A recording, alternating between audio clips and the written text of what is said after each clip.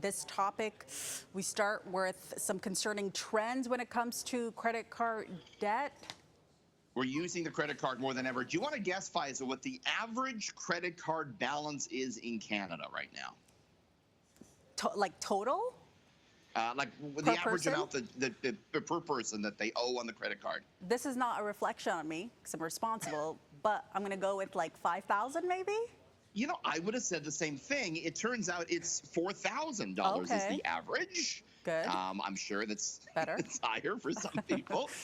It is up, though, 9% higher than the average balance a year ago. And at the same time, we're servicing the balance less. People have decreased their payments by 2.8% on average. This is all according to TransUnion. It's a little surprise what's going on here. You know, many are leaning on their credit cards more and more as everyday expenses rise. Right. You know, the salaries haven't kept up with the cost of living, Faiza, and you got to make it up sometimes with the credit cards, and it's just kind of the tip of the iceberg.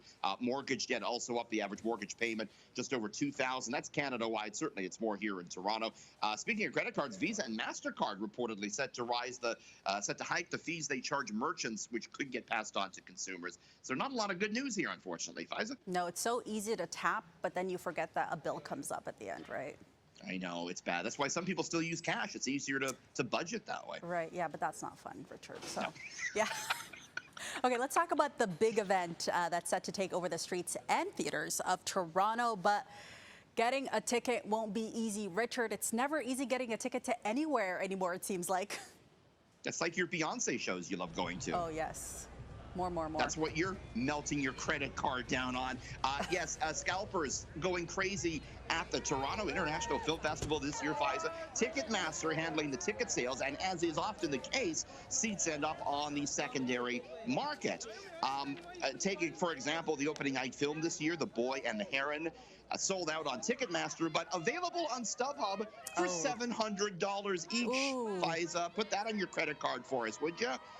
Even movies that maybe you wouldn't think is too popular. There's one about the band Nickelback, which retailed for $88 initially, but is now selling for $200 on Ticketmaster. Company facing a lot of criticism for the algorithms that allow bots to scoop up the tickets and then put it on these sites. So, not great, Faiza.